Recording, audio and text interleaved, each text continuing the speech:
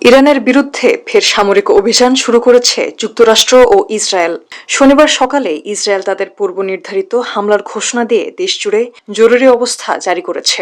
ইরানের সম্ভাব্য হুমকি মোকাবেলায় এ পদক্ষেপ নেওয়া হয়েছে বলে দাবি করেছেন প্রতিরক্ষামন্ত্রী ইসরায়েল কাটস।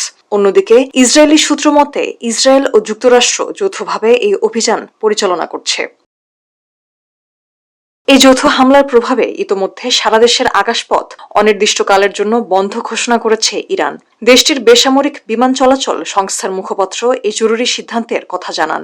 পরবর্তী নির্দেশ না দেওয়া পর্যন্ত দেশের আকাশপথ বন্ধ থাকবে বলে জানান তিনি। হামলার খবরের পরপরই তেহরানে নতুন করে বেশ কয়েকটি শক্তিশালী বিস্ফোরণের শব্দ শোনা যায়। দেশটির রাষ্ট্রায়ত্ত সংবাদ সংস্থা ফার্স্ট নিউজ জানিয়েছে, তেহরানের উত্তর ও পূর্ব অংশে এই নতুন বিস্ফোরণগুলো ঘটেছে। প্রত্যক্ষদর্শীদের মতে শহরের কেন্দ্রস্থলে অন্তত 3টি বিশাল বিস্ফোরণের শব্দ পাওয়া গেছে। রাজধানীর কেন্দ্রস্থল রিপাবলিক এলাকায় বেশ কয়েকটি ক্ষেপণাস্ত্র আঘাত হেনেছে বলে প্রাথমিকভাবে জানা গেছে। হামলার ক্ষয়ক্ষতি বা হতাহতের বিষয়ে ইরান সরকারের পক্ষ থেকে এখনও আনুষ্ঠানিক কোনো বিবৃতি পাওয়া যায়নি।